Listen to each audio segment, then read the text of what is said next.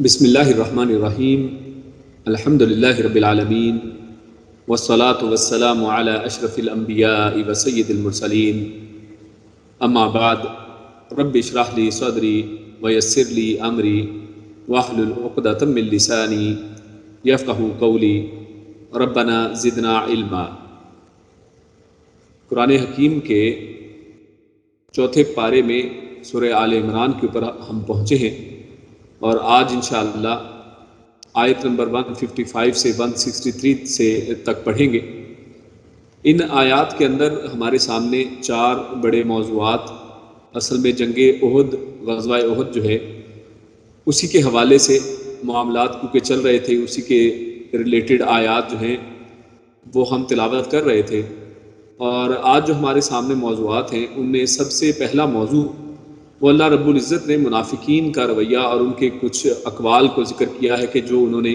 اگر مگر کی طرح کی باتیں کی، تو اللہ رب العزت نے ان کے حوالے سے فرمایا ہے کہ یہ شیطانی دخل اندازی ہے، یہ شیطانی افعال اور کلمات ہیں۔ اور اسی طرح ہمارے سامنے احادیث کی روشنی میں اس کے اندر شرک اکبر بھی ملتا ہے۔ اس کے بعد ہمارے سامنے جو موضوع آئے گا وہ اللہ رب العزت نے ایک لیڈر جو ہے، ایک امام اور اسی طرح جو داعیان ہیں ان کے اللہ رب العزت نے جو بہترین اوصاف ہیں ان کو گنوایا ہے۔ اور پھر اسی طرح سے ہمارے سامنے مال غنیمت کے حوالے سے اس کا تذکرہ، یعنی جہاد کی ترغیب کے بعد پھر اللہ رب العزت نے جہاد اور قتال کے اندر جو بعض احکامات ہیں ان کا ذکر کرتے ہوئے مالی غنیمت کا تذکرہ فرمایا ہے کہ اس کے اندر خیانت جو ہے وہ بہت بڑا ایک گناہ ہے۔ اور آخر میں جو ہمارے سامنے موضوع ہے وہ اصل میں اللہ رب العزت نے یہ چیز وضاحت کے ساتھ بیان کی ہے کہ مومن اور منافق ان دونوں کا انجام ایک جیسا نہیں ہے، ان سب کے اپنے اپنے درجات ہیں۔ تو آیات کا آغاز کرتے ہیں۔ اعوذ باللہ من الشیطان الرجیم۔ یا ایہا الذین آمنوا لا تکونوا کالذین کفروا۔ یا ایہا الذین، یا ایہا یعنی اے، الذین وہ لوگ جو، یعنی اے لوگوں جو یا جن لوگوں نے، آمنو ایمان لائے ہو، یعنی اے ایمان والے لوگوں، لا تکونو، لا نہ، تکونو تم سب ہو جاؤ، یہ جمع کا صیغہ ہے، کانا یکونو، کانا جس کو ہم کن فیکون کی طرح بھی جانتے ہیں کہ اللہ رب العزت کن کہتا ہے اور وہ چیز ہو جاتی ہے، تو یہی لفظ ہے یہاں پر، لا تکونو تم سب مت ہو جانا، کالذین، الذین ہم نے شروع میں بھی پڑھا اور یہاں پر کاف آغاز میں ایک کاف لگا دیا گیا ہے، اور اس کاف کا مطلب ہے کی طرح، کسی چیز کے جیسے، کسی چیز کی مثال، یعنی ان لوگوں کی طرح، کالذین وہ لوگ جن کی طرح، یعنی اے ایمان والو تم ان لوگوں کی طرح نہ ہو جانا، کفروا جن لوگوں نے کفر کیا، وقالوا اور ان کفار نے، ان کفر کرنے والے لوگوں نے کہا، لاخوانہم، لی اصل میں اس کا مطلب ہے لیے، یعنی لیکن یہاں پر اس کا مطلب کیا جا رہا ہے کے بارے میں، یعنی انہوں نے اپنے بھائیوں کے بارے میں ایک بات کی، وقالوا لاخوانہم، اخوان جو ہے اخوہ یعنی بھائی کو کہتے ہیں، یعنی اخوت جیسے ہم اردو کا لفظ استعمال کرتے ہیں تو وہی لفظ ہے یہاں پر، اخوان بھائی یعنی ایک سے زیادہ بھائی، انہوں نے اپنے بھائیوں کے بارے میں ایک بات کی، کیا بات کی، اذا جب، ضربوا وہ سب سفر کرے، ویسے ضرب کا مطلب ہوتا ہے ضرب لگانا، چوٹ لگانا، لیکن اس سے مراد کیونکہ انسان جب زمین کے اوپر چلتا ہے تو پاؤں کے ساتھ ضرب لگاتے ہوئے چلتا ہے، تو اسی کو سفر کرنے کے لیے بھی یہ لفظ استعمال کیا جاتا ہے۔ تو فرمایا اذا ضربوا کہ جب وہ سفر کریں، فی الارض زمین میں، او یا کانوا وہ سب ہوں، غزن، غزن یہ وہی لفظ ہے جو ہم غزوہ کے لیے استعمال کرتے ہیں، جیسے ہم کہتے ہیں غزوہ بدر، غزوہ احد، تو غزن یعنی جنگ کرنے والے، لڑنے والے، یہ جمع ہے اصل میں اس کی، غازن کی جمع ہے غزن، یعنی جب وہ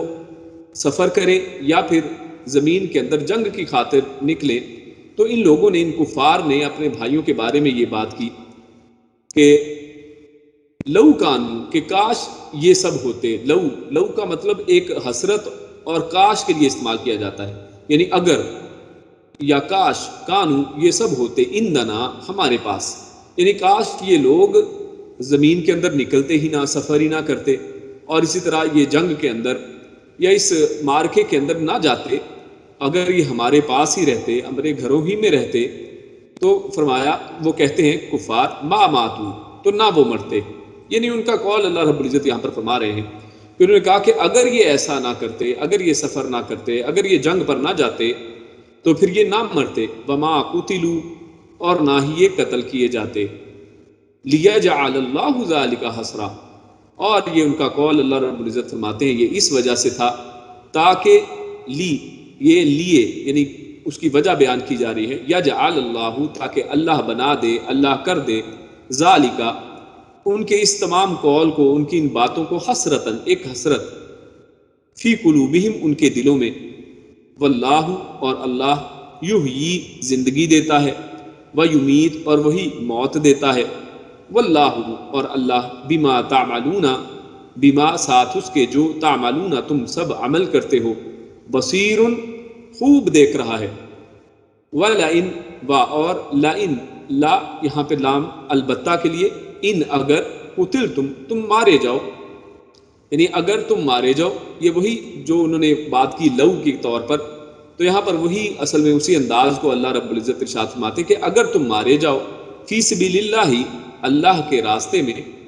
او متم، یا تم مر جاؤ، یعنی کہ قتال کے اندر نہیں، جہاد کے علاوہ بھی اگر تم مر جاؤ، یا پھر جہاد کرتے ہوئے تمہاری موت واقع ہو جائے، شہادت تمہیں مل جائے، لمغفرتن، تو اس کا انجام کیا ہے؟ لمغفرتن. تو یہاں پر لام شروع میں لام تاکید ہے، تاکید کے لیے ہے، یعنی یقیناً پھر مغفرت ہے. یعنی جو شخص اللہ کے راستے میں جہاد کرتے ہوئے مر جائے، یا پھر شہید کر دیا جائے، یا پھر کسی اور نیکی کے کام کے اندر انسان اس نیکی کے اوپر رہتے ہوئے موت واقع اس کی ہوتی ہے، تو یقیناً اللہ رب العزت کی طرف سے اس کے لیے بخشش ہے، من اللہ، اللہ کی طرف سے، ورحمتن، اور رحمت ہے. اور آپ سب جانتے ہیں کہ رحمت سے مراد جو ہے وہ جنت ہے. جنت اللہ رب العزت کی رحمت کا سب سے بڑا مظہر ہمارے سامنے ہے. تو اللہ کی طرف سے اس کے لیے مغفرت بھی ہے، اور رحمت یعنی جنت بھی ہے. اور وہ کیا ہے؟ خیر، وہ اس سے بہتر ہے، مما، یہ اصل میں من اور ما کا مرکب ہے، من سے، ما جو، یعنی اس چیز سے جو، یہ اس سب چیزوں سے زیادہ بہتر ہے، یجمعون، جو وہ سب جمع کر رہے ہیں. اور وہ لوگ کیا جمع کر رہے ہیں؟ یعنی یہی دنیا کا مال و متاع، اس دنیا کی آسائشوں کے لیے، اور اپنے آپ کو اس جہاد قتال سے روک کر اس دنیا کی لالچ کے اندر انسان جو کچھ بھی جمع کرتا ہے، اللہ فرماتا ہے کہ ان سب سے زیادہ بہتر وہ ہے کہ جو شخص اللہ کے راستے میں قتال کر رہے، اور اس کے اندر اگر وہ قتل کر دیا جائے یا پھر وہ مر جائے، تو اللہ کی مغفرت اور اس کی جو جنت ہے ان سب چیزوں سے زیادہ بہتر ہے. وَلَئِن مُتُّمْ، اور لَئِن، اگر لام البتہ تاکید کے لیے، اور اگر متم، تم مر جاؤ، او یا قتل، تم مارے جاؤ یا قتل کر دیے جاؤ، لَإِلَى اللَّهِ تُحْشَرُونَ، تو لام یہاں پر شروع میں لا کا جو ہے وہ یعنی یقیناً اس کے اندر تاکید پیدا کرنے کے لیے ہے. تو ضرور بر ضرور الی اللہ، اللہ ہی کی طرف، تحشرون، تم سب اکٹھے کیے جاؤ گے. یعنی اگر تم قتال اور جہاد کے اندر نہیں بھی جاتے، اور اگر تم عام حالات کے اندر ہی قتل کر دیے جاتے ہو، کوئی تمہیں قتل کر دیتا ہے، جیسے بہت سے واقعات اس طرح کے ہوتے ہیں، لوگ قتل کر دیے جاتے ہیں، یا اسی طرح موت انسان کو آ جاتی ہے، ایک طبعی موت ہے وہ انسان کو آ گئی، تو اللہ رب العزت فرماتے ہیں کہ کوئی بھی حالت ہو، چاہے تم قتال کے لیے نکلے ہو یا نہیں نکلے، آخر کار تو تمہیں مرنا ہی ہے. لَإِلَى اللَّهِ تُحْشَرُونَ، اور یقیناً اللہ ہی کی طرف تم سب کو اکٹھا کیا جانا ہے، تم اس کی طرف اکٹھے کیے جاؤ گے. یہ آیات بڑی ہی واضح ہمارے سامنے آتی ہیں، اور ان کے اندر بہت ہی اہم نصائح بھی ہمارے سامنے ہیں. تو سب سے پہلی چیز تو آپ سب جیسے جانتے ہیں کہ غزوہ احد ہی کے اصل میں تناظر کے اندر یہ آیات نازل کی گئی ہیں. تو اصل میں جو لوگ اس غزوے سے پیچھے ہٹ گئے، آپ سب لوگ جانتے ہیں کہ جنگ احد کے لیے لوگ جب نکلے، مسلمانوں کی جماعت نکلی، تو بہت سے منافقین، 300 کے قریب منافقین کی ایک جماعت جو ہے، وہ انہوں نے اپنے آپ کو، اپنے اندر کے نفاق کو ظاہر کر دیا. اور اللہ رب العزت نے اصل میں اس طریقے سے ظاہر بھی کرنا تھا کہ کون منافق ہے اور کون مومن ہے. تو یہ لوگ اصل میں اپنے گھروں ہی کو واپس لوٹ گئے، اور جو کچھ لوگ جو گھروں سے نکلے ہی نہیں تھے، تو اصل میں ان کا قول یہ یہاں پر بیان کیا جا رہا ہے کہ ان لوگوں نے اصل میں ایک ایسی بات کی کہ جو بات انہیں کرنی نہیں چاہیے تھی، اور انہوں نے لو کے کلمے کو استعمال کیا، یعنی اگر مگر کی بات کی ہے. تو اصل میں یہ اگر مگر کرنا اور اس طرح سے باتیں کرنا کہ اگر ایسا نہ ہوتا تو پھر ایسے ہو جاتا، اگر یہ اس جہاد کے اندر شریک نہ ہوتے، اگر یہ کسی نیک کام کے اندر جاتے نا. اور آپ اکثر یہ بات ایک اہم بات نوٹ کریں گے کہ اکثر اگر انسان کسی نیکی کے کام کے اندر جاتا ہے، کسی حق کی بات کے اندر، کوئی تعلیم کے لیے گیا ہے، کوئی دین کی تعلیم حاصل کرنے کے لیے جاتا ہے، یا اسی طرح جہاد کے اندر اگر کوئی شخص جاتا ہے اور وہاں پر وہ شہید کر دیا جاتا ہے، یا کوئی انسان نیکی کے کام کے اندر راستے میں اس کی وفات ہوتی ہے، تو خصوصاً ایسے معاملات کے اندر لوگ اکثر انگلیاں اٹھاتے ہیں اور کہتے ہیں کہ جناب یہ اسی وجہ سے ہوا ہے کیونکہ انہوں نے ایسے کیا ہے. یعنی اگر یہ ایسا نہ کرتے، اگر یہ اس طرف نہ جاتے، اگر یہ راستہ اختیار نہ کرتے تو پھر یہ بچ جاتے، اور وغیرہ وغیرہ بہت سی لمبی چوڑی اس کے اوپر باتیں کی جاتی ہیں. تو خصوصاً دین کے کاموں کے اندر یہ اگر مگر کر کے بہت سے ایسے بہانے بنائے جاتے ہیں. تو اللہ رب العزت نے یہاں پر اصل میں ان تمام بہانوں کا جواب اللہ رب العزت نے دیا ہے، اور فرمایا کہ اصل میں یہ ان منافقین کے عقیدے کو اللہ نے ظاہر کر دیا ہے. اور ایک اہم بات یہ بیان کر دی کہ منافقت اصل میں کہتے ہیں چھپی ہوئی چیز کو، کہ انسان اپنے اندر دل میں کچھ اور چھپائے اور ظاہر کسی اور چیز کو کرے. لیکن یہاں پر ان کے نفاق کا ایک عالم اور اس کی یعنی اس کے کہہ لیں اس کے نفاق کی ایک اتنا عظیم اس کی عظمت کو بیان کیا جا رہا ہے. اتنا بڑا نفاق، اور نفاق اتنا زیادہ واضح ہو چکا ہے کہ اب یہ جو ان کے دلوں کے اندر ہے اس کو زبانوں کے ساتھ بھی ظاہر کر رہے ہیں. اور اس طرح سے انسانوں کے اندر، مسلمانوں کے اندر، ان کے اندر ایک بزدلی کا سما پیدا کرنا چاہتے ہیں، ان کے دلوں کے اندر ایک بزدلی پیدا کرنا چاہتے ہیں، ان کے دلوں کے اندر یہ شکوک و شبہات پیدا کرنا چاہتے ہیں کہ اگر تم ایسا نہ کرتے تو پھر تم بچ جاتے، تم نے کیونکہ یہ راستہ اختیار کیا ہے تو لہٰذا یہی تمہارے لیے نجات کا راستہ ہے. لیکن اللہ رب العزت فرماتے ہیں لیجعل اللہ ذلک حسرۃ فی قلوبہم، لیکن اللہ رب العزت اصل میں ان معاملات کو، ایسی باتوں کو ان کے دلوں کے اندر ایک حسرت بنانا چاہتے ہیں. یہ ان کی حسرت ہی ہے جن کو وہ اصل میں اپنے دلوں سے باہر ظاہر کر رہے ہیں. اور یہاں پر اصل میں مسلمانوں کو اللہ رب العزت نے تاکید فرمائی ہے کہ تم ان لوگوں کی طرح نہ ہو جانا جو اپنے نفاق کی وجہ سے کافر ہو گئے. ان کا نفاق یہ ہے کہ اصل میں اسی طرح اگر مگر کر کے وہ دین کے کاموں سے پیچھے ہٹتے چلے جاتے ہیں، دین کے کاموں کے اندر آگے نہیں بڑھتے ہیں، اور اپنے آپ کو روک کر رکھتے ہیں کہ جناب یہ لوگ جو دین کا کام کرنے والے ہیں یہ لوگ تو شاید بے وقوف لوگ ہیں، اور یہ ایم ہی اپنی جانوں کو ہلکان کرنے والے ہیں. اگر ایسا نہ کرتے تو بڑی عیش میں، بڑے مزے میں ہوتے. اگر یہ دین کا علم حاصل نہ کرتے، اس کی جگہ پر یہ بی اے، ایم بی اے کر لیتے، سی اے کر لیتے، یہ انجینئر بن جاتے، یہ ڈاکٹر بن جاتے، تو یہ بہت زیادہ پیسہ کما لیتے، یہ دنیا کے اندر بڑا نام کما لیتے. تو اس طرح کی یہ اگر مگر کی باتیں آپ اکثر سنتے رہتے ہیں. اسی طرح بعض لوگ اگر کوئی شخص فوت ہو جاتا ہے تو اس کے جب جنازے کے اوپر یا اس کے گھر میں جاتے ہیں تو وہاں پر بھی یہ بہت سے اگر مگر کے جملے اور الفاظ کہے جاتے ہیں کہ جناب اگر یہ آج گھر میں سے باہر نہ جاتا تو آج یہ مرتا ہی نہ، اس کا ایکسیڈنٹ ہو گیا اسی وجہ سے کیونکہ یہ گھر سے باہر گیا ہے. تو یہ اس طرح کے تمام الفاظ کو پیارے رسول صلی اللہ علیہ وسلم نے ان سے روکا ہے، ان سے منع کیا ہے. اور کیوں نہ ہو، کیونکہ اللہ رب العزت نے فرمایا واللہ یحیی و یمیت، کہ یہ زندگی اور موت تو اللہ رب العزت کے ہاتھ میں ہے. اللہ رب العزت یہ جو زندگی دیتا ہے وہی موت دیتا ہے، اور اللہ رب العزت جو بھی تم کرتے ہو، عمل کرتے ہو، ہر چیز کو دیکھ رہا ہے. چاہے تم گھر کے اندر بیٹھے ہو، چاہے تم باہر نکلتے ہو، اللہ رب العزت کے ہاتھ میں یہ زندگی ہے. خالد بن ولید کی مثال آپ کے سامنے ہے رضی اللہ تعالیٰ عنہ، کہ وہ ساری زندگی میدان جنگ کے اندر رہے ہیں، جہاد کے میدان کے اندر رہے ہیں، لیکن ان کو چند خراشوں سے زیادہ کچھ نقصان نہیں پہنچا ہے. اور ان کی جو وفات ہے وہ آخر بسترے یعنی مرض کے اوپر ہوئی ہے، وہ ایک نیچرل موت کے ساتھ ان کی موت ہوئی ہے، اور وہ شہادت کا رتبہ حاصل نہیں کر سکے. ہاں غازی رہے ہیں، بے شمار جنگوں میں مسلمانوں کو فتح یاب اور فتح نصیب کروانے میں اللہ رب العزت نے ان سے بہت بڑا کام لیا ہے. لیکن زندگی اور موت اللہ رب العزت کے ہاتھ میں ہے. اور اس طرح سے یہ اگر مگر کے یہ جو پینترے ہیں یہ اصل میں بالکل یہ بہانے اور ہیلے بہانے ہوا کرتے ہیں. اور اللہ فرماتا ہے وَلَئِن قُتِلْتُمْ فِي سَبِيلِ اللَّهِ أَوْ مُتُّمْ لَمَغْفِرَةٌ، اور اگر یہ اصل میں اللہ کے راستے میں قتل کر دیے جاتے یا پھر اس راستے میں اصل میں یہ وفات پاتے تو یہ اصل میں بہت بڑی نجات والی بات تھی، یہ اصل میں کامیابی کی بات تھی. مرنا تو تم نے تھا ہی، اور اگر تم اللہ کے راستے میں مرتے تو پھر اللہ رب العزت نے تمہارے گناہوں کو بھی بخشش دینی تھی اور تمہیں بخشش مل جانی تھی، اور ساتھ ہی ساتھ اللہ رب العزت نے تمہارے لیے جو جنتیں تیار کر رکھی ہیں. اور شہید جو ہیں ان کے لیے تو جنت اس طرح سے ہے کہ ادھر سے ان کی موت ہوتی ہے اور ان کے لیے کوئی حساب و کتاب کے انتظار کی باری ہی نہیں ہے. اور وہ لوگ اگر ایمان کے اندر شہادت حاصل نصیب کی ہے اللہ رب العزت نے ان کو، تو ڈائریکٹ جنت کے اندر جانے والے ہیں اور جنت کے قندیلوں کے اوپر وہ رہنے والے ہیں. اور اسی لیے فرمایا خیر مما یجمعون، یہ جو نفاق کرنے والے منافق قسم کے لوگ اور دنیا دار جو قسم کے لوگ ہیں اور یہ منافق سے مراد وہ منافق بھی ہیں جو حقیقی اور یقینی منافق ہیں، اور ان سے مراد وہ لوگ بھی ہیں جو آج یعنی اسلام کا لبادہ اوڑھتے ہیں اور نمازیں بھی پڑھتے ہیں، روزے بھی رکھتے ہیں، لیکن ان کے اعمال جو ہیں وہ نفاق کی طرف ان کو کھینچنے والے ہیں۔ تو اللہ فرماتا ہے کہ یہ تمام لوگ جو کچھ یہ دنیا کے اندر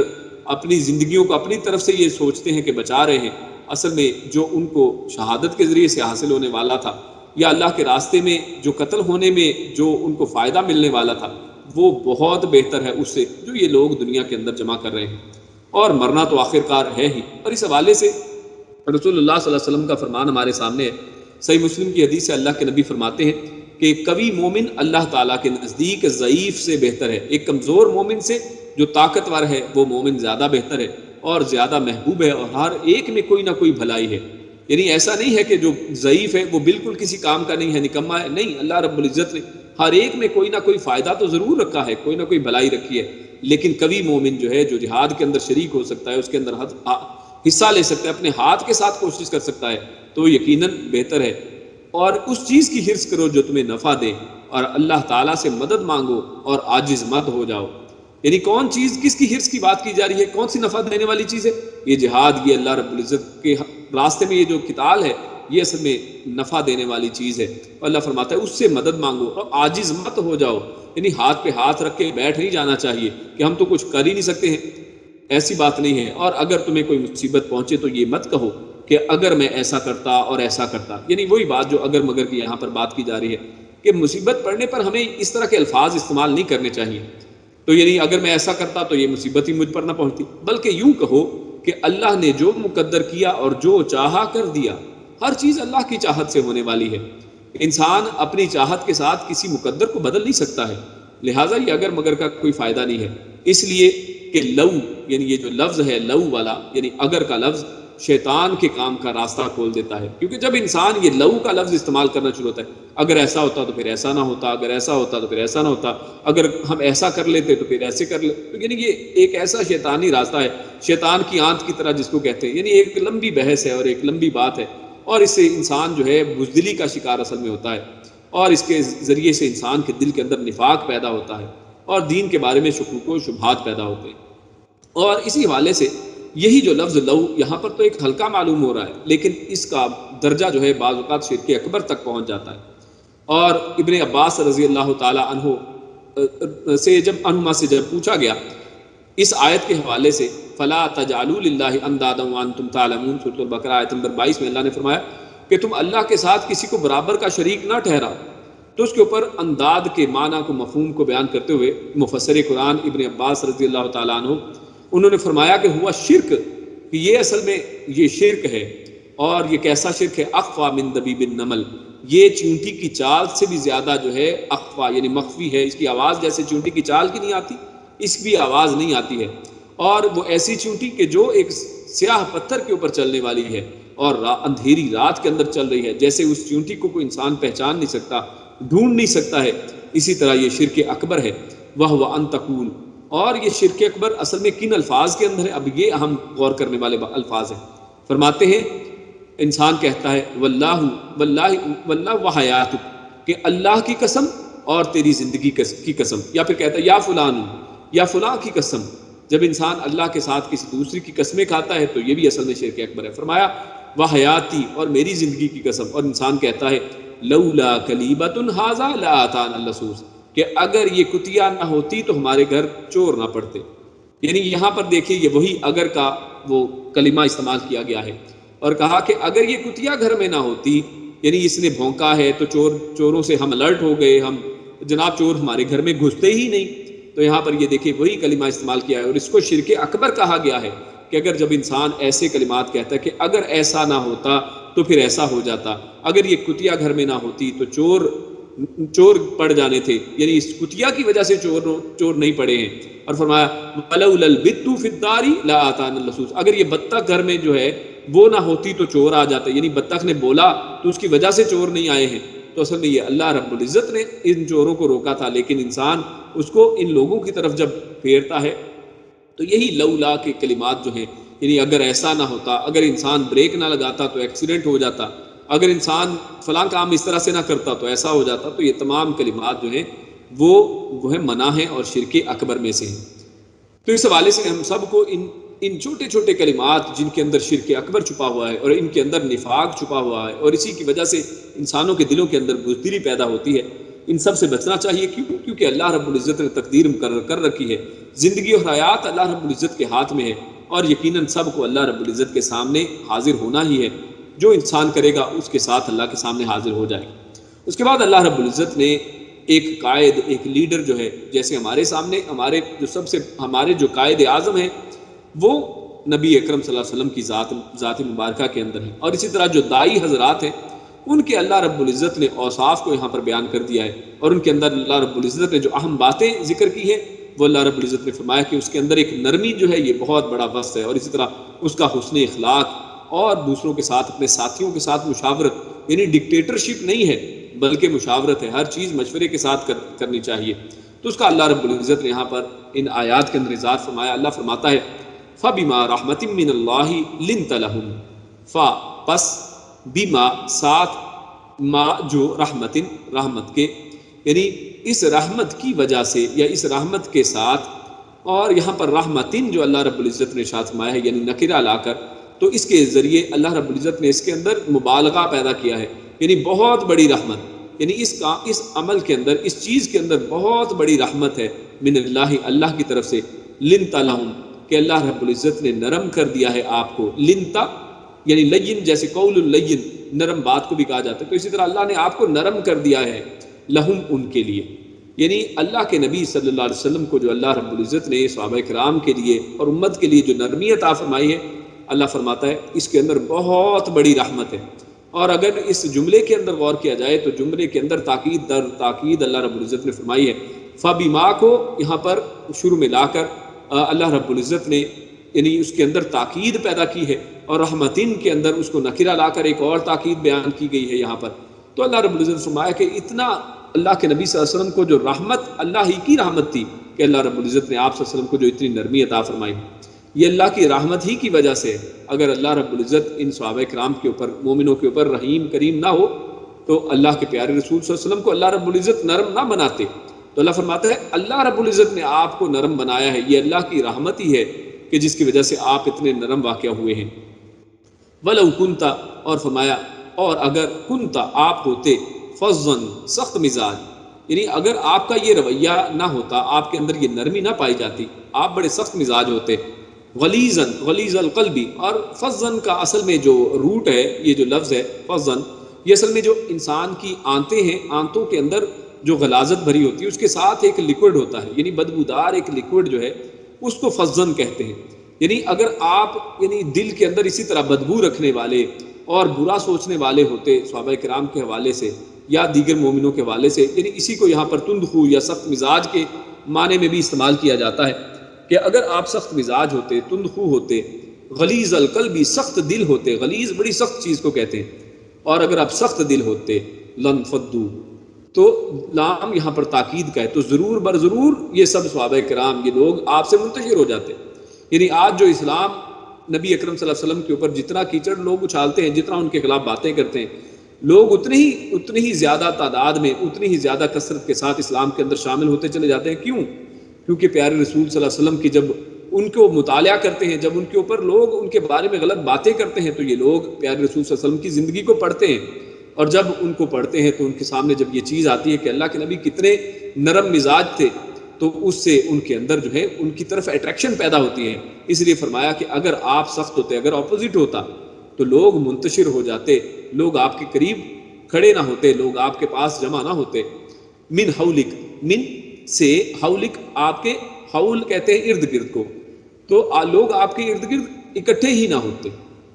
تو یہاں پر اصل میں اللہ رب العزت نے یہی جنگ احد کا واقعہ اسی حوالے سے بیان کیا جا رہا ہے، کیونکہ آپ جانتے ہیں کہ جنگ احد کے اندر مسلمانوں کو یہ جو بہت بڑا نقصان ہوا تھا، یہ کس وجہ سے ہوا کہ چند جو تیر انداز تھے انہوں نے پیارے رسول صلی اللہ علیہ وسلم کی جو نافرمانی کی، اور جو ان کو ٹارگٹ دیا گیا تھا اس کے اوپر سے وہ پورے نہیں اترے۔ تو اس حوالے سے نبی اکرم صلی اللہ علیہ وسلم کو فرمایا گیا کہ آپ ان کو نرم دل کر دیا گیا، اور ان کے دل کے اندر نرمی اللہ رب العزت نے رکھ دی ان لوگوں کے لیے۔ تو اس وجہ سے یعنی ان کے اندر یہ اثر یہ ہوا کہ سب لوگ دوبارہ سے اکٹھے ہو گئے۔ اتنا بڑا معاملہ ہونے کے باوجود یہ اسلام ورنہ شرازہ بکھر جاتا، مسلمان جو ہے وہ بالکل کم ہمتی کا شکار ہو جاتے، لیکن اللہ فرماتا ہے کہ اصل میں لوگ پھر بھی منتشر نہیں ہوئے ہیں، لوگ آپ کے ارد گرد ہی رہے ہیں۔ اس کی وجہ کیا ہے؟ کیونکہ آپ نرم دل ہیں، کیونکہ آپ بڑے ہی خوش اخلاق ہیں، آپ کی سخت دلی آپ کے اندر نہیں ہے، آپ نرم مزاج ہیں، اسی وجہ سے لوگ آپ کے قریب ہیں۔ فاعف عنہم، اور پھر اس کے بعد اللہ رب العزت نبی اکرم صلی اللہ علیہ وسلم کو ایک حکم بھی دے رہے ہیں اور فرمایا کہ آپ ان کے لیے یعنی پس لہٰذا اعفو، یعنی آپ درگزر کر دیجئے، آپ اس چیزوں کو یعنی ان کو بالکل گزار دیجئے۔ درگزر کہتے ہیں یعنی ادھر سے بالکل نگاہ کو دوسری طرف کر لینا، یعنی اس کی طرف زیادہ غور نہ کرنا، یعنی اس چیز کو اگنور کر دیجئے۔ عنہم، ان سے، واستغفر لہم، اور نہ صرف انہوں نے حالانکہ آپ کی نافرمانی کی ہے، نبی اکرم صلی اللہ علیہ وسلم کو اس جنگ کے اندر آپ جانتے ہیں کہ نبی اکرم صلی اللہ علیہ وسلم ایک گڑھے کے اندر گر گئے ہیں، اور آپ صلی اللہ علیہ وسلم کے پیشانی مبارک کے اوپر جو ہے وہ لوہے کی زرہ کی جو کیل ہے، وہ ان کی جو کڑیاں ہیں وہ اس کے اندر چبھ گئی ہیں، وہ کب گئی ہیں، اور یعنی یہ سارا کچھ ہونے کے باوجود آپ صلی اللہ علیہ وسلم کو اتنا زیادہ جو ہے تکلیف پہنچنے کے باوجود اللہ رب العزت آپ کو حکم دے رہے ہیں کہ آپ ان کو معاف کر دیجئے، آپ ان سے درگزر کیجئے، اور نہ صرف ان سے درگزر کیجئے بلکہ ان کے لیے مغفرت کی دعا بھی کیجئے۔ یعنی دیکھیے کیسا اللہ رب العزت، پیارے رسول صلی اللہ علیہ وسلم، اللہ چاہتا تو اللہ کہتا میں نے ان کو معاف کر دیا، جیسے پچھلی آیات میں ہو چکا، اللہ رب العزت معاف کر چکے ہیں، لیکن اب اللہ کے نبی کو بھی فرمایا جا رہا ہے کہ آپ بھی ان کو معاف بھی کیجئے اور ان سے درگزر بھی کیجئے، ان کے لیے معافی کی دعا بھی کیجئے، واستغفر، اور بخشش طلب کیجئے، لہم، ان کے لیے، وشاورہم، اور پھر ایک اور چیز، بعض اوقات انسان معاف کر دیتا ہے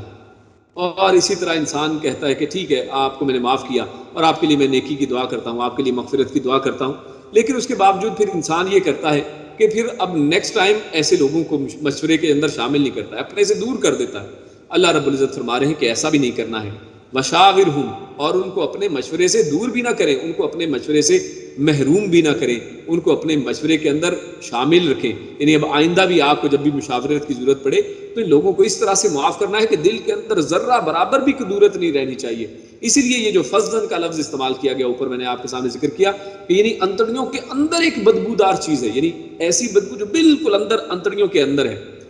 اور یعنی اتنی اندر بھی اللہ رب العزت نے کہا ہے کہ یہ بھی ایسا نہیں ہے کہ آپ صلی اللہ علیہ وسلم کے دل کے اندر ایسا بھی ہو، یعنی بالکل اندر بھی کدورت کسی قسم کی سختی، کسی قسم کی آپ کے دل کے اندر صحابہ کرام کی ہر چیز کو ان کے ذریعے ان کو بالکل ختم کر دیا گیا ہے، اور فرمایا گیا کہ آپ ان کو معاف بھی کیجئے، ان کے لیے مغفرت بھی کیجئے، اور وشاورہم، اور ان کے ساتھ مشورے کو بھی جاری رکھیے، فی الامر، اپنے احکامات مختلف جو کام ہیں ان کے اندر مشاورت بھی کیجئے۔ فَإِذَا عَزَمْتَ، اور جب کسی کام کا آپ فیصلہ کر لیں، جب پختہ ارادہ کر لیں، مشاورت ہو گئی، اور مشاورت کے بعد جب کسی کام کا فیصلہ کر لیں تو یہاں پر تو فرمایا فتوکل اللہ، تو اس کے بعد اللہ رب العزت پر توکل کیجئے، ان اللہ یحب المتوکلین، بے شک اللہ تعالیٰ محبت کرتا ہے، پسند کرتا ہے توکل کرنے والوں کو۔ یہاں پر یہ بہت ہی اہم ایک بات ذکر کی گئی ہے، اور وہ ہے یہاں پر مشورہ کرنا، یعنی پہلی جو اہم بات ہمارے سامنے آئی کہ کسی بھی جو داعی ہیں ان کے لیے بھی کہ لوگ ان سے منتشر نہ ہوں، لوگ ان کے قریب رہیں، وہ یہ کہ انسان ان کے ساتھ جو داعی ہے وہ ایک نرم رویہ اختیار کرے، سختی نہ کرے، اور بڑے ہی نرم طریقے سے، بڑے ہی اچھے انداز میں بہترین واز کرے، بہترین انداز اختیار کرے، سخت دلی نہ رکھے، لوگوں کو اپنے قریب لے کر آئے، اور صرف ان کے ساتھ جو ہے ڈائریکٹ صرف ایسا نہیں ہے کہ ان کو صرف احکامات دیے جا رہے ہیں، ان کو صرف بتایا جا رہا ہے، بلکہ اس کے ساتھ ساتھ ان کی مینٹرشپ جس کو کہتے ہیں، یعنی ان کے ساتھ بالکل ان کا مینٹور بنا جائے، ان کو اچھی طرح ان کو اپنے ساتھ ملا کر چلا جائے۔ تو اس بات کا اللہ رب العزت نے پہلے حصے میں حکم دیا، اور پھر دوسرے حصے میں جو بات کی ہے وشاورہم فی الامر، یہ بہت اہم بات ہے کہ لوگوں کو اپنے مشورے کے اندر شامل کیا جائے، کیونکہ جب انسان لوگوں کو اپنے مشورے میں شامل کرتا ہے تو اس کے ذریعے لوگوں کے اندر ایک کانفیڈنس بلڈ ہوتا ہے، لوگ آپ کو اپنے ساتھ اپنے جیسا سمجھتے ہیں، ایسا نہیں سمجھتے کہ جناب ہمارے اوپر کوئی ڈکٹیٹر آ گیا ہے اور اب جو حکم ہمیں دیتا ہے صرف وہی ہمیں کرنا پڑتا ہے، بلکہ اللہ رب العزت نے فرمایا کہ آپ ان سے مشورے بھی کریں۔ لیکن یہاں پر ایک اہم بات جو ہمیں غور طلب ہے وہ یہ کہ یہ مشورہ اصل میں کس معاملات کے اندر ہے؟ یہ صرف ان معاملات کے اندر اصل میں مشاورت کا حکم دیا گیا ہے کہ جن میں بعض انتظامی معاملات ہیں، یا جنگ کے اندر آپ نے ایک اسٹریٹجی بنانی ہے کہ کس طرح سے جنگ کی جائے، اسی طرح انتظامی معاملات ہیں اس کے اندر جن کے اوپر قرآن کریم نے یا احادیث مبارکہ میں کوئی واضح احکامات نہیں ہے، بلکہ اللہ رب العزت نے یہ معاملات آپ کے اوپر چھوڑے ہیں کہ آپ آپسی مشورے کے ذریعے اچھے انداز میں ایک دوسرے کے ساتھ مشورہ کریں اور ان کو طے کریں۔ اللہ رب العزت نے اس کے اندر کوئی گائیڈ لائنز نہیں دی ہیں، صرف ان معاملات کے اندر مشاورت جائز ہے۔ یعنی ایسا نہیں ہے کہ انسان مشورہ کرے کہ اچھا میں داڑھی رکھ لوں یا نہ رکھوں. ایک عورت وہ مشورہ کرے اپنے شوہر سے کہ میں پردہ کروں یا نہ کروں. تو میرے بھائیو ان چیزوں میں مشورہ نہیں ہے. جن کا حکم اللہ رب العزت نے قرآن و حدیث کے اندر دے دیا ہے ان کے اندر مشاورت جائز نہیں. انسان یہ اس چیز کے اندر مشورہ نہیں کر سکتا ہے کہ میں نماز پڑھ لوں یا نہ پڑھوں, میں یہ نیک کام کر لوں یا نہ کروں. ہاں اس کے اندر جو طریقہ کار ہے کہ انسان کہے کہ جناب میں یہ نیکی کا کام شروع کرنا چاہتا ہوں, میں یہ ایک مثال کے طور پر میں ایک کنواں کھدوانا چاہتا ہوں, ایک مسجد بنانا چاہتا ہوں, تو یہ تو نیکی کا کام ہے. لیکن آگے پھر وہ کس طریقے سے کرنا ہے, کہاں پر کرنا ہے, کس جگہ پر کرنا چاہیے, کس وقت کرنا چاہیے, اس کے اندر یقیناً آپ دوسروں کے ساتھ اپنے بھائیوں کے ساتھ مشورہ کریں. اور یہاں پر مشورے کا اصل میں یہاں پر حکم دیا جا رہا ہے کہ آپ ان کے ساتھ مشورہ کریں. جو اس طرح کے معاملات ہیں ایسے معاملات کے ساتھ مشورہ کرنا جو ہے وہ بہتر ہے. کیوں؟ کیونکہ ان کے ساتھ جو ہے لوگوں کی جو آپ کے ساتھی ہیں, جو دائی ہے تو دائی کے ساتھ جو اس کے ساتھ دعوت کے اندر جو شریک ہے یا جن کو وہ دعوت دے رہے ہیں ان کے ساتھ اگر بات چیت انسان کرتا ہے تو اس سے ان کی دل جوئی ہوتی ہے اور ان کے اندر ہمت ان کو ملتی ہے. اور ان میں اہم بات یہ ہے کہ جب مشورہ کیا جائے تو ایسا نہیں ہے کہ انسان کسی سے بھی مشورہ کرے, بلکہ مشورہ صرف اس سے کیا جائے کہ جو اس چیز کے اندر اہل علم ہے. مثال کے طور پر انسان اگر کسی بیماری میں مبتلا ہوتا ہے تو انسان کسی ایسے یعنی کسی میکینک سے مشورہ تو نہیں کرے گا, تو وہاں پر وہ کسی ڈاکٹر سے مشورہ کرے گا, اس کے ریلیٹڈ جو لوگ ہیں ان سے مشورہ کرے گا. تو اسی طرح جب بھی مشاورت کی ضرورت پڑے, کوئی دینی کام ہے تو دین کے اندر کوئی اس طرح کا کام ہے کہ میں یہ کام کرنا چاہتا ہوں, یہ میری ایک نیک نیتی ہے, تو اس کے اندر دینی جو لوگ ہیں جو دین کے ساتھ جن کا تعلق ہے ان سے پوچھے. اور اس طرح کوئی جس طرح کے بھی معاملات ہوں ان سے ریلیٹڈ جو اہل علم ہیں ان سے مشورہ کرنا چاہیے. اور اسی حوالے سے ایک مشورہ اور ہے جو انسان اللہ رب العزت سے کرتا ہے, اور وہ مشورہ اصل میں استخارہ ہے. انسان کو چاہیے کہ جب بھی کوئی کام کسی کام کا ارادہ کرے, وہ نیک کام ہو اس کا ارادہ کرے, تو اس ارادے کو کر لینے کے بعد کہ انسان نے کہا, یہی جیسے میں نے ایک مثال دی, مثال کے طور پہ مسجد بنانی ہے کسی جگہ پر, تو اس نے ارادہ تو کر لیا ہے, اب اس کے اندر مشورہ کرنا چاہتا ہے اللہ رب العزت. اللہ رب العزت میں اس علاقے کو میں نے چنا ہے, اس جگہ پر میں کرنا چاہتا ہوں, اور یہ فلاں لوگوں کو ساتھ شامل کرنا چاہتا ہوں, تو اس کے اندر میری جو ہے مجھے یعنی اختیار جو ہے میرے اوپر, جو میرا اختیار کرنے کے اندر ہچکچاہٹ ہے جو اس کے اندر, تو اس چیز کے اندر اللہ رب العزت جو ہے آپ کے اوپر اس چیز کو آسان کر دیتے ہیں. آپ کے لیے جو وہ معاملہ آپ کے لیے آسان ہو جاتا ہے, آپ کے سامنے حق ذرا واضح ہو جاتا ہے. ہاں اس استخارے کے اندر ایسا نہیں ہے کہ انسان کو کوئی خواب نظر آئے گا یا وہ چیز کچھ ایسا چیزیں نہیں ہے, اور نہ ہی دوسروں سے استخارہ کروانا چاہیے, بلکہ خود انسان کو چاہیے کہ ایسی کوئی معاملہ ہو تو اس کے اندر 2 رکعت نماز ادا کرے, اس کے بعد استخارے کی دعا اللہ کے نبی نے قرآن کریم کی طرح سکھائی ہے, اس دعا کو پڑھا جائے. اور اس کے بعد اگر مشورے کے بعد کسی چیز کا فیصلہ انسان کر لے تو اللہ فرماتا ہے تو اس کے بعد فَإِذَا عَزَمْتَ فَتَوَكَّلْ عَلَى اللَّهِ, تو اس کے بعد اللہ رب العزت کے اوپر توکل کرنا چاہیے. پھر اس کے بعد ایسا نہیں ہے کہ اس کے بعد بھی پھر انسان یعنی ہیزیٹیٹ کرتا رہے کہ اچھا اب میں کروں یا نہ کروں. ابھی جب انسان نے مشورہ کر لیا تو پھر اس نے اپنی جان بچا لی ہے, اب لوگوں کے ساتھ وہ مشورہ کر چکا ہے, اور پھر اس کے بعد انسان کو چاہیے کہ نتیجہ اللہ کے اوپر چھوڑ دے. تو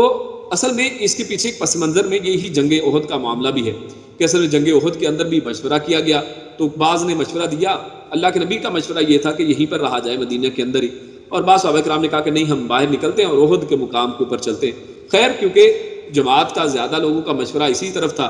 صحابہ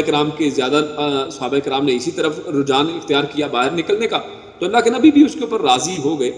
اور لیکن جب نبی اکرم صلی اللہ علیہ وسلم اپنی زرہ پہن کر گھر سے باہر نکلتے ہیں, صحابہ کرام ان کو دیکھتے ہیں اور ان کو محسوس یہ ہوتا ہے کہ اللہ کے نبی صلی اللہ علیہ وسلم غالباً ہمارے اس مشورے کے اوپر راضی نہیں ہے, یعنی مشورے کے اوپر ہم نے مشورہ دیا اس کا انہوں نے عزت رکھی ہے اور ہمارے مشورے کے اوپر اس کو اہمیت دی ہے, لیکن لگتا ایسا ہے کہ آپ اس کے اوپر راضی نہیں ہیں. تو اس کے اوپر جب انہیں غلطی کا احساس ہوا تو انہوں نے کہا کہ ہم آپ کی رائے کے مطابق اب مدینہ کے اندر رہ کر ہی جہاد کرنے کے اوپر رضامند ہیں, ہمیں اس کے اندر کوئی حرج نہیں ہے. لیکن اس کے اوپر پھر آپ صلی اللہ علیہ وسلم نے ارشاد فرمایا اسی آیت کے حکم کے مطابق کہ کسی نبی کے لیے لائق نہیں ہے کہ جب اپنا اسلحہ یعنی اپنا اسلحہ پہن لے تو اس کے بعد وہ اس کو لڑنے کے بغیر اتار دے, تو یہ کسی نبی کو لائق نہیں ہے. یعنی وہی بات کہ جب عزم کر لیا ہے, جب ایک دفعہ ارادہ کر لیا ہے, فتوکل اللہ, پھر اللہ کے اوپر توکل کیجیے. پھر اس کے اندر کیونکہ جیت اور ہار جو ہے وہ اللہ رب العزت کے ہاتھ کے اندر ہے. انسان خود نہیں جیتتا ہے, انسان اپنے اسلحے کے زور پر نہیں جیتتا ہے, بلکہ نہ ہی انسان اپنی عقل و فہم اور انسان کہے کہ اچھا میں نے تو مشورہ بڑے ہی جینیس لوگوں سے کے ساتھ کیا ہے تو اب اس کے اندر تو غلطی کا امکان ہے ہی نہیں, اب تو ہار ممکن ہی نہیں, ایسی بات نہیں ہے. انسان نہ اپنی عقل نہ اپنے مشورہ دینے والوں کی عقل کے اوپر جو ہے ان کے اوپر رلائے کرے، بلکہ اعتماد اور توکل وہ اللہ رب العزت کے اوپر ہونا چاہیے. اور اس حوالے سے انسان اگر اس کے بعد اس عزم کو کر لے، پھر اللہ پہ توکل کرتے ہوئے اس کام کو کر گزرے. تو یہاں پر یہ بات ہے. اور ایک بات اہم جو اسی حوالے سے وہ رہتی ہے وہ یہ کہ جب انسان مشورہ دے لے تو کہتے ہیں کہ مشورہ دو، مشورہ لادو نہیں. یعنی انسان کو مشورہ دینا چاہیے، مشورہ لادنا نہیں چاہیے. کیونکہ بعض لوگ یہ بھی کرتے ہیں کہ مشورہ دے دیں تو اس کے بعد ان کا یہ ہوتا ہے کہ اب میرے مشورے پہ عمل کیوں نہیں کیا. اگر جناب میرے مشورے پہ عمل ہی نہیں کرنا تھا تو پھر مشورہ مانگا کیوں؟ میرے بھائی، مشورہ دینے کا مطلب یہ ہرگز نہیں ہے کہ اس مشورے کو لاد دیا جائے، اب لازمی اس کے اوپر عمل ہی کیا جائے. آپ کا کام تھا، آپ نے مشورہ دیا، نیک نیتی کے ساتھ مشورہ دیں. اب اس امیر کا کام ہے، اس جس نے مشورہ مانگا ہے اس کا کام ہے کہ اس تمام مشوروں کے اندر سے اس میں سے چن لے. اور بعض اوقات ایسا بھی ممکن ہے کہ انسان سب کے مشورے کو مان لے اگر وہ زیادہ لوگوں کا مشورہ ہے، اور ایسا بھی ممکن ہے کہ امیر یہ سمجھے کہ نہیں، ان سب نے جو مشورہ دیا ہے ٹھیک ہے، اچھی بات ہے، لیکن میرا خیال ہے کہ ایسا کرنا چاہیے. تو اس کے بعد کسی کو بھی اس کے اوپر پھر اپنے دل کے اندر کوئی ایسی کجی کوتاہی وہ نہیں رکھنی چاہیے اور اس کے اوپر اطمینان رکھنا چاہیے، کیونکہ امیر کے ہاتھ میں اللہ رب العزت نے چیزوں کو دیا ہے. تو لہٰذا اگر قوم کا امیر یا اسی طرح امام یا نبی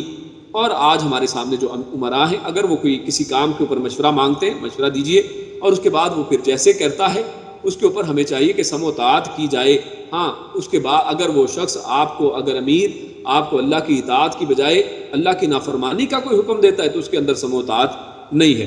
پھر آگے اللہ فرماتا ہے ان ینصرکم، ان اگر ینصرکم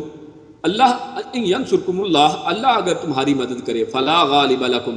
تو کوئی نہیں غالب آ سکتا تم پر. یعنی اللہ نے فرمایا کہ توکل تمہیں اللہ پر کرنا ہے. کیوں؟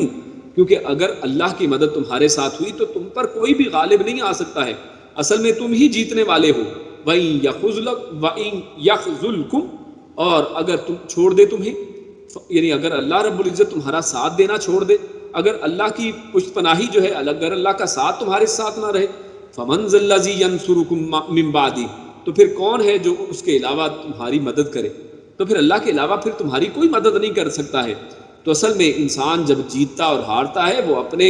اسلحے کے زور پر نہیں، اپنی مشاورت کے زور پہ نہیں، اپنی عقلوں اور اپنی تدبیر کے زور پر نہیں جیتتا ہے، بلکہ اللہ کے اوپر توکل کے ساتھ اور اللہ رب العزت کی مدد کے ساتھ. اور اللہ رب العزت کیونکہ آپ کو غالب کرنے والے ہیں، اللہ رب العزت حق کا ساتھ دینے والے ہیں، اسی وجہ سے انسان جیتتا ہے. کیونکہ اگر اللہ اپنا ساتھ چھوڑ دے تو پھر کون ہے جو تمہاری مدد کرنے والا ہے؟ وعلی اللہ، اور اللہ ہی پر، فلیتوکل، فا پس لام یہاں پر پھر تاکیدی ہے، یتوکل وہ توکل کرتے ہیں، یعنی پھر اللہ ہی پر توکل کرنا چاہیے المؤمنون، مومنوں کو. کیوں؟ کیونکہ مومن جو ہیں وہ صرف اللہ ہی پر توکل کرتے ہیں اور ان کو چاہیے بھی یہی کہ وہ صرف اللہ ہی کے اوپر بھروسہ رکھیں. تو لہٰذا ان آیتوں کے اندر ہمارے سامنے دو تین چیزیں بڑی اہم آتی ہیں. ایک تو یہ کہ انسان بڑی نرمی کے ساتھ اور حسن اخلاق کا مظاہرہ کرتے ہوئے اپنے ساتھیوں کو لے کر چلے، اور پھر اس کے ساتھ ساتھ انسان مشورہ کرے، اور مشورے کے ساتھ ساتھ پھر اس کے بعد مشاورت کے بعد جب عزم کر لے، ارادہ کر لے، اللہ کے اوپر توکل کرے اور اس کام کو کر گزرے. اور اللہ رب العزت کی مدد کے بغیر کوئی کام نہیں ہو سکتا ہے. انسان اپنی طاقت، اپنی ہمت، اپنے عقل، ان چیزوں کے ساتھ کسی بھی کامیابی کو نہیں لے سکتا ہے. ہر چیز کا معیار جو ہے اللہ رب العزت ہی کی طرف سے ہے، ہر چیز کی کامیابی کی بنیاد اللہ کی طرف سے ہے. اور جو مومن ہیں ان کی ایک خصوصیت بیان کر دی گئی کہ فَلْيَتَوَكَّلِ الْمُؤْمِنُونَ، کہ ایمان والے تو اللہ ہی پر ان کو چاہیے کہ وہ بھروسہ کریں. اس کے بعد اللہ رب العزت نے یہی موضوع اصل میں چلتا ہے آگے، اور جہاد ہی کے تعلق سے بات کی گئی ہے کہ جہاد کے اندر جب مال غنیمت آتا ہے تو مال غنیمت کے حوالے سے خیانت کسی کو نہیں کرنی چاہیے. اور پھر اس کے بعد اللہ رب العزت نے مومن اور منافق کے درجات کو بیان کیا ہے. اللہ فرماتا ہے وما کان لنبی، وما اور نہیں، کانا ہے، لنبی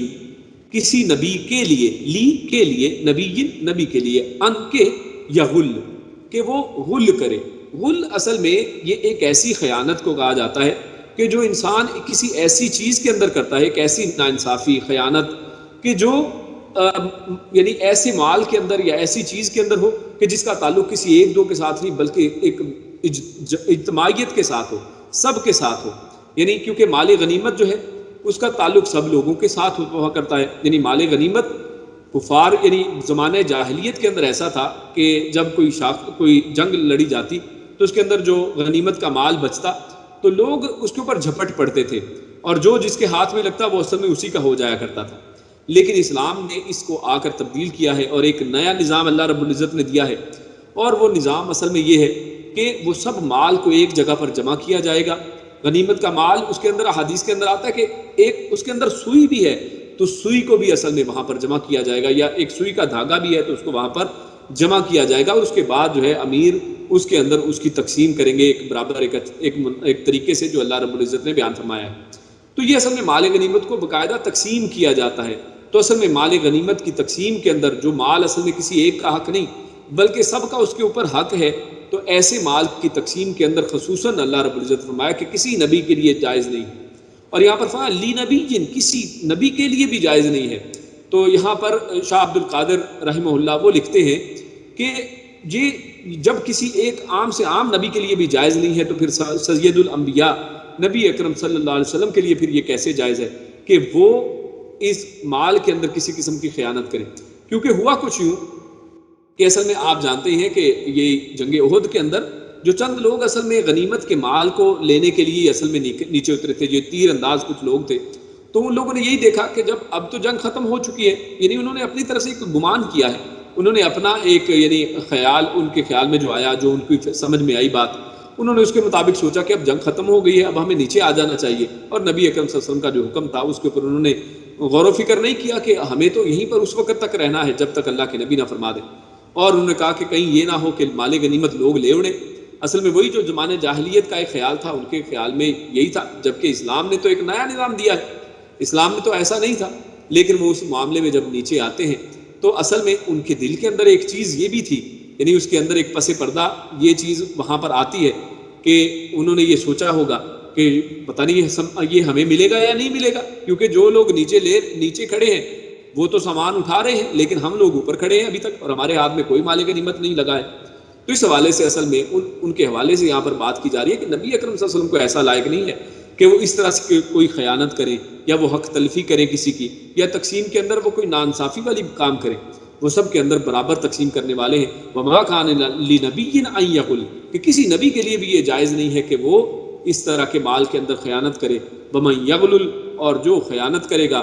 یاتی، وہ لائے گا، بما، ساتھ اس کے جو غلہ، جو اس نے خیانت کی. یعنی قیامت والے دن جب وہ اللہ کے حضور آئے گا تو ساتھ اس کو بھی لے کر آئے گا جو اس نے خیانت کی ہوگی. یوم القیامہ، قیامت والے دن، یعنی قیامت والے دن جس نے بھی ایسا کیا ہوگا، اس خیانت کرنے والا شخص جو ہے اپنی خیانت کو ساتھ لے کر جائے گا. قیامت والے دن اس کو اس کا بدلہ ملنے والا ہے. ثم، پھر، تو وفا، پھر پورا وفا کہتے ہیں، جیسے ہم کہتے ہیں وفا کرنا، وفاداری کرنا. وفا کا مطلب ہے کہ پورا جو ہے اس کے اوپر پورا اترنا، یعنی پورا بدلہ دیا جائے گا. جو انہوں نے عمل کیا ہوگا اس کا برابر بدلہ ملے گا. کل نفس، ہر شخص کو، ما کسبت، جو اس نے کمایا ہو گیا، یعنی جتنی اس نے خیانت کی ہے اس کے حوالے سے اس کو پورا بدلہ دیا جائے گا. وہم لا یظلمون، اور وہ ظلم ہرگز نہیں کیے جائیں گے، اس کے اندر ان کے اوپر کوئی بھی ظلم نہیں کیا جائے گا. یعنی دنیا کے اندر تو انہوں نے اصل میں ظلم کیا ہے، انہوں نے تو پورا بدلہ نہیں دیا، بلکہ انہوں نے تو اس کے اندر خیانت کی تھی. لیکن قیامت میں اللہ رب العزت ان کے ساتھ ظلم نہیں کرے گا، بلکہ ان کو پورا بدلہ اللہ رب العزت دینے والے ہیں. تو اس حوالے سے چند اور چیزیں بھی اسی کے اندر ہمیں نوٹ کرنے والی، کیونکہ یہاں پر اصل میں تو بات جنگ احد کی چل رہی ہے، اور خیانت جو مال، اس طرح کا مال غنیمت کا ہے، اس کے حوالے سے چل رہی ہے. لیکن اس کے اندر، اس کے موضوع کے اندر بعض عمومی چیزیں آج کے زمانے میں ہمارے متعلقہ بھی ہیں، ہمارے سیکھنے کی بھی کچھ چیزیں ہیں. یعنی یہ انسان جو ہے، کوئی بھی ایسا مال جس کے اندر لوگوں کا مال شامل ہے، جو لوگوں کا حق ہے، جیسے وراثت ہے، تو وراثت کسی ایک شخص کا حق نہیں ہے، پوری اولاد کے اوپر وراثت کی تقسیم ہے. تو اس کے اندر بھی وراثت کے معاملات میں بھی انسان کو چاہیے کہ بالکل ایسا کچھ نہ کرے کہ وہاں پر ایک شخص فوت ہو گیا تو اس کی وراثت میں کچھ بھی ہے تو ایسا نہ کرے کہ کچھ چیزیں پہلے رکھ لے اور پھر کہے کہ اچھا باقی چیزیں تقسیم کر دی جائیں. یا کچھ اس کے اندر بعض اوقات ہوتا ہے، ہم ایسی چیزیں دیکھتے ہیں اپنے گھروں میں، اپنے ارد گرد ماحول کے اندر، کہ آپ دیکھیں گے کہ جب کوئی شخص فوت ہوا تو اس کے بعد کس نے کہا کہ اچھا یہ جو ہے، یہ فلاں چیز جو ہے مجھے بہت اچھی لگ رہی، یہ تو میں رکھ لیتا ہوں، یہ میں رکھ لیتا ہوں، اور پھر اس کے بعد باقی مال کو اس طرح تقسیم کر دیا جاتا ہے. تو ایسا نہیں ہے. جو چیز مشترکہ ہے اس کی تقسیم کے بارے میں وہ ایک چھوٹا گناہ نہیں بلکہ زیادہ بڑا گناہ ہے، جس کا یہاں پر اللہ رب العزت نے ذکر کیا ہے. اور اسی طرح جو حکمران ہیں ان کے انڈر بہت سا ایسے مال مال غنیمت کی طرح، یعنی یہاں پر مال غنیمت تو نہیں ہوتا، جیسے ٹیکس کا پیسہ ہے، انسان ٹیکس کا پیسہ اکٹھا جو حکومتیں کرتی ہیں اور ان کو پھر برابر طریقے سے عوام کے اوپر خرچ نہیں کیا جاتا ہے، یا اسی طرح یعنی بہت سا اس طرح کا مال حکومتیں خرچ کرتی ہیں جو عوام کے لیے ہے، تو ان کو ان کے اوپر پراپر طریقے سے خرچ نہ کیا جائے، تو یہ بھی اصل میں اسی کے اندر آتا ہے۔ اور بعض اوقات اس کے اندر یہ بھی چیزیں ہیں کہ کوئی مال جس کو جس جگہ پر خرچ کرنا ہے اس کی بجائے کسی اور جگہ پر خرچ کیا جائے، جیسے مثال کے طور پر ایک مسجد کے لیے کوئی لوگ اکٹھا کرتے ہیں مال، اس کے لیے صدقہ خیرات اکٹھا کیا گیا ہے اور اس کو لگنا چاہیے اس مسجد کے اندر تمام لوگوں کے اوپر، لیکن اس کی بجائے کسی اور کام کے اوپر لگا دیا جائے، یا اسی طرح کچھ غریبوں کے اوپر اس مال کو کسی خاص مد میں دیا گیا ہے کہ جناب یہ زکوٰۃ کے پیسے ان فلاں غریبوں کو اس طریقے سے دیے جائیں، اس کی بجائے اس کو کسی اور جگہ پر استعمال کر لیا جائے، تو یہ تمام اصل میں اسی طرح کی خیانتیں ہیں اور ان سب سے انسان کو چاہیے کہ بچے۔ اور اس حوالے سے موطا امام مالک کی ایک روایت ہمارے سامنے ہے، سیدنا یزید بن خالد جہنی رضی اللہ تعالیٰ عنہ فرماتے ہیں کہ خیبر کے دن ایک شخص غزوہ خیبر کے دوران وہاں پر مر گیا،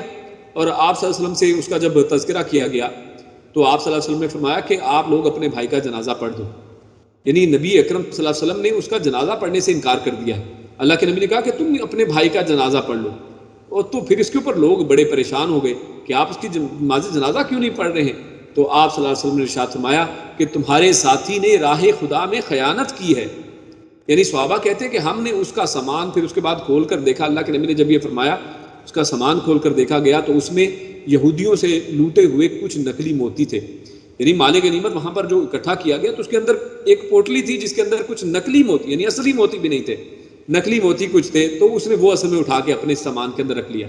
یعنی صرف چند چیزیں ہیں، کہتے ہیں صحابہ کہتے ہیں کہ ان کی قیمت 2 درہم سے زیادہ نہیں تھی، یعنی آج آپ دیکھیں تو یعنی چند سکے ہیں، بہت کم ان کی قیمت ہے، لیکن اس کے باوجود اللہ کے نبی فرما رہے ہیں کہ میں اس کا جنازہ نہیں پڑھوں گا،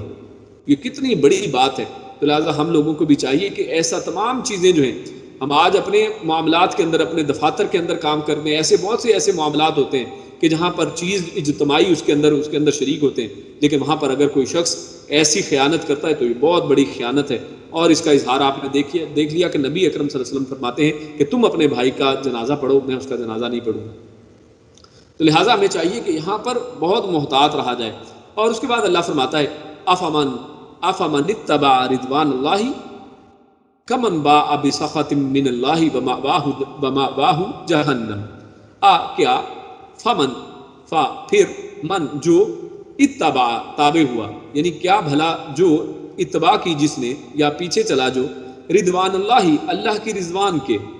یعنی جس شخص نے تو اللہ کی رضوان سے مراد ہے رضا، اللہ کی خوشنودی، کہ اللہ رب العزت کی رضا چاہتے ہوئے جس شخص نے تابع داری کی، جس شخص نے تو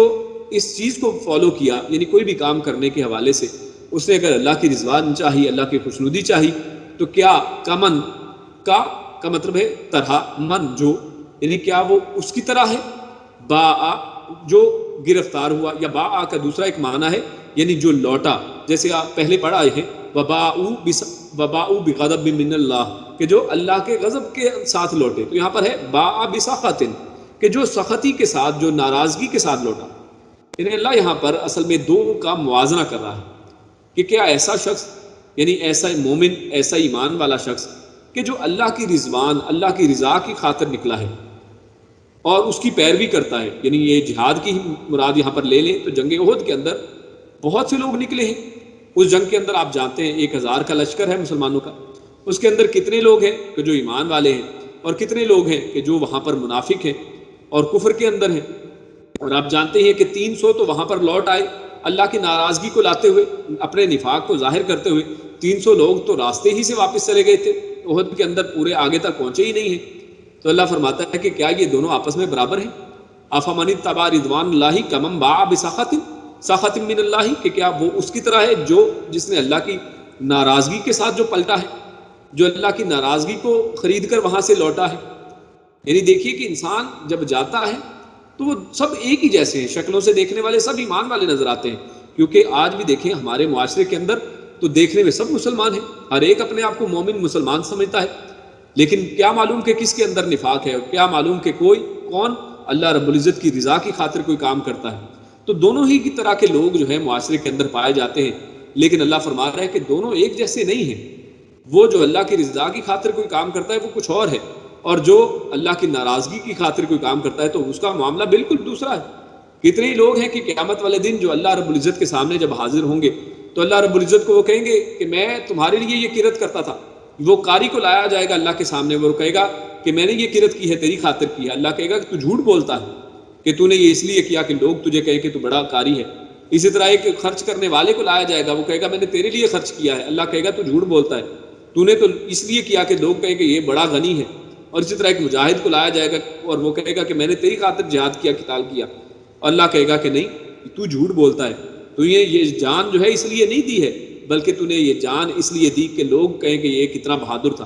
تو اسی طرح یہ جہاد کے میدان کے اندر، احد کے اندر بھی کتنے لوگ صرف اس لیے گئے کہ لوگ صرف جو کہیں وہ نفاق ان کا ظاہر نہ ہو جائے، اور کتنے لوگ جو ویسے ہی واپس پلٹ گئے، اور کتنے لوگ جنہوں نے اپنے ایمان کا ثبوت دیا اور اللہ کی خوشنودی کو چاہا۔ تو اللہ فرماتے ہیں کہ کیا یہ سب برابر ہیں؟ تو اللہ فرماتا ہے کہ جو شخص کا من باء بسخط من اللہ، کیا یہ اس کی طرح ہے کہ جو اللہ کی ناراضگی کے ساتھ واپس پلٹا، ومأواہ جہنم، اور جس کا ٹھکانہ جہنم ہے، کیا یہ اس کی طرح ہے؟ یقیناً یہ اس کی طرح نہیں ہے۔ وبئس المصیر، اور جہنم جو ہے وہ بہت ہی برا ٹھکانہ ہے۔ اور اللہ فرماتا ہے ہم درجات عند اللہ، ان سب کے اللہ کے ہاں درجے ہیں۔ یہ سب ایک لیول پہ نہیں ہے، سب کے اللہ رب العزت کے ہاں درجے ہیں،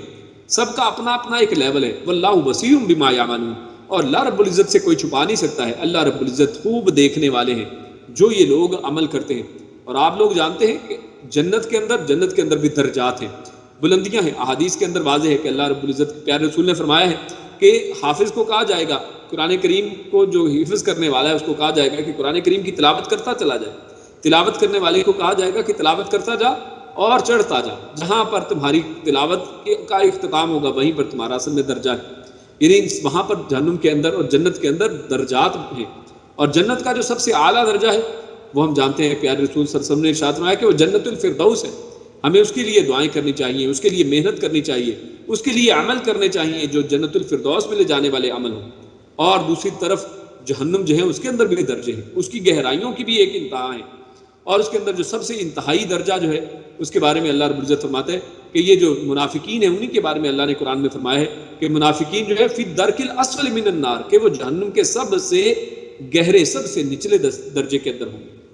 گے۔ یہ جہنم اور جنت کو اللہ رب العزت نے درجوں والا بنایا ہے، اس کے اندر ایک لیول نہیں ہے کہ سب لوگوں کو ایک ہی لاٹھی سے ہانکا جائے، ایسا نہیں ہے،